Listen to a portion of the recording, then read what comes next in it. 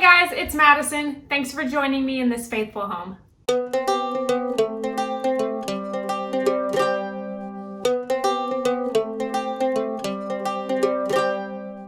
Today's project, I'm going to be doing a sew your stash challenge, meaning I could only use materials that I already had in the house, which thankfully enough, I like to stock up on a lot of materials from Hobby Lobby, so that wasn't too hard for me. But I'm excited because I'm going to be showing you a DIY project on how to make unpaper towels. That's right, unpaper towels are a lot better for the environment. There's not waste involved. All I'm going to be doing is sewing a few materials together, and you have paper towels for the house that you can rewash over and over again and not create a lot of waste. So even though I am not 100% like natural and organic and waste-free, I do try to live that lifestyle as best as I can. And so we've done a lot of things to help lessen the waste that we use. And recently we just ran out of paper towels. So I figured this was a great opportunity to test this out and see what I think, see what my husband thinks, and kind of show you guys how easy this project really is. Now, my husband isn't super on board for the idea, which is fine. I don't expect him to be. I'm like 50-50 on this idea too, because I like the convenience of paper towels. One and done, throw them in the trash and they're done. But for like lesser messes and light spills that I need to clean up, I think this would be a cool way to save a little bit of money and not buy a bunch of paper towels, and then also be a little bit more environmentally friendly because this is going to be reused and you won't have a bunch of paper trash in the dumpster. Now for this project, there are only a few materials that you will need.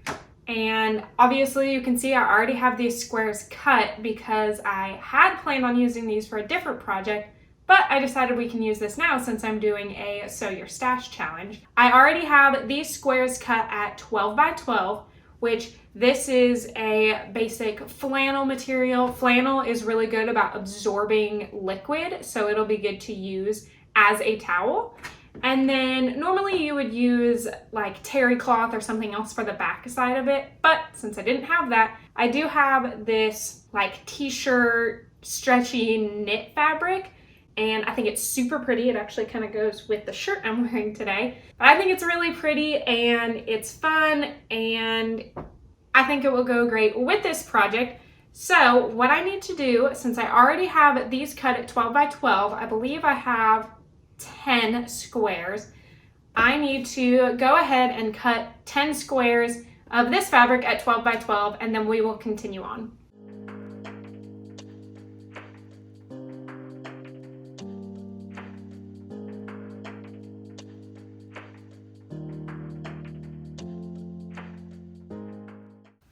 All right, as you can see, we have both sets of materials cut. This is the flannel. It's a much thicker fabric. This is the jersey knit fabric, so it is very thin, very flimsy, but it is also very forgiving because it does have a nice stretch to it. So the next thing that we need to do is take one piece of your flannel and place it down on the table. If you have a printed flannel, make sure that you put the right side up, but since I am using a solid gray, it doesn't matter which way I face it. Then you want to take your other fabric, which for me is the jersey knit, and you want to take this right side and place it on top of the flannel. You want to make sure that the right sides are together because we are going to stitch this and then turn it inside out, or you could say outside in, because the nice side will show here in a sec. Now, as you can see, I have them pressed down together, but because of the type of materials that these are, the jersey knit will slide a lot when you go over to your sewing machine. So normally I don't pin too often, but you will want to grab your pin cushion and pin around the entire project with a generous amount of pins. That way that you know your jersey knit is not going to move and bunch while you're sewing. What I like to do is start in the corners and make sure you tack down each of the 4 corners first. That way you know you have a set foundation, and then go along the edges.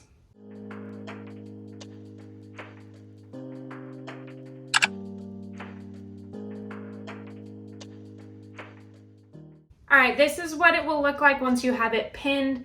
I chose to use all pink just for the fun of it. But to give you an idea, I have about 24 pins in this one 12 by 12 square, which if I were using any other material, I probably wouldn't use any pins at all, just because I'm so used to sewing that I don't really like the pins. Plus it takes a while, obviously, because you had to see a time lapse of me putting the pins in order to watch it quickly. Nonetheless, I know for sure that when I put this under the sewing machine, it's not going to wiggle as much as if I weren't having any pins at all. One thing I will note, when you are sewing, you can sew over the pins, and that's why I left them like this, because in theory you can stitch right over and the needle will skip over the pin itself. But let me put a disclaimer out to you guys. It doesn't mean that you can't accidentally run over your needle and break it.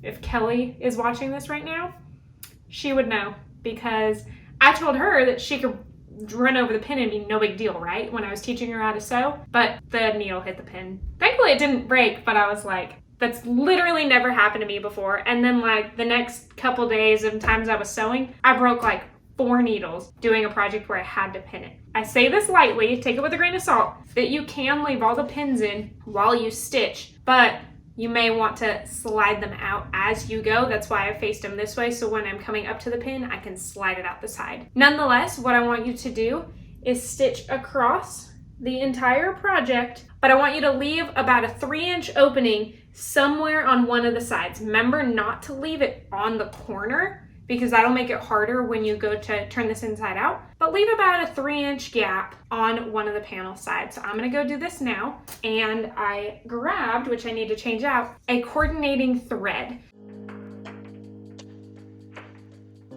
I don't think I mentioned it earlier, but I'm going to do a generous 3/8 inch seam allowance across the entire thing to make sure that both materials catch when I do the sewing.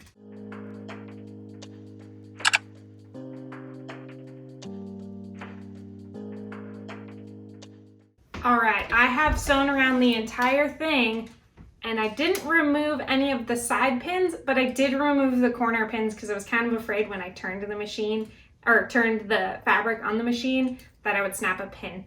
Nonetheless, I was able to successfully sew over all of the sides without breaking a pin. Oh, yeah. Anyways, let's get back to it. All right. Now what I want you to do, the painstaking removal of every single pin, go ahead and plop them back into your pin cushion. And what I like to do, as actually you can see over here with the purple that I used, maybe you'll be able to tell, I like to leave my pins raised while I'm doing projects. That way I can easily get to them better. And then when I'm done with it, I push them all down. But nonetheless, we're gonna take all of them out and then we'll flip this thing right side out. Before we actually flip it right side out, go ahead and take your scissors, and on each of the corners, I want you to cut at a diagonal. This will help when you go to turn it. Just make sure you don't cut too close to the corner and accidentally cut your thread, because that wouldn't be good. Ooh, we can turn this guy out. I'm so excited.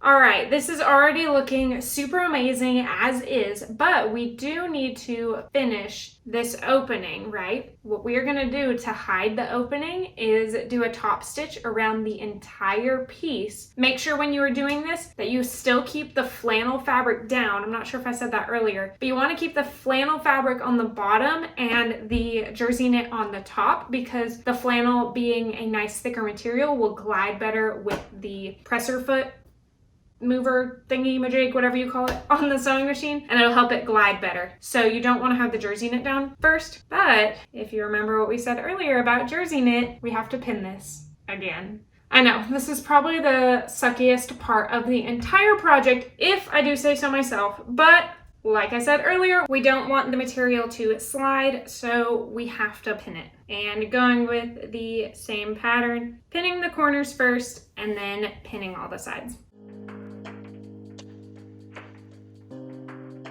All right, we have it all pinned, but instead of doing a 3/8 seam allowance, on this one, I want you guys to get as close to the side as possible, but making sure that you're still hitting both fabrics. So I would choose to do anywhere from 1/8 to 3/8 inch seam allowance, somewhere in there. Basically what you want to do here is get all 4 layers of the fabric, because if you figure there's the top and bottom layer, but there's also where you turn the seam allowance is tucked in here. So when you do a top stitch, it really secures and holds in the seam allowance and the fabrics themselves to really assure that it's not going to rip open on the sides. So I think I'm going to do 1/4 of an inch seam allowance. We'll see. Oh, also on this one, make sure you go around the entire thing. Don't leave a gap.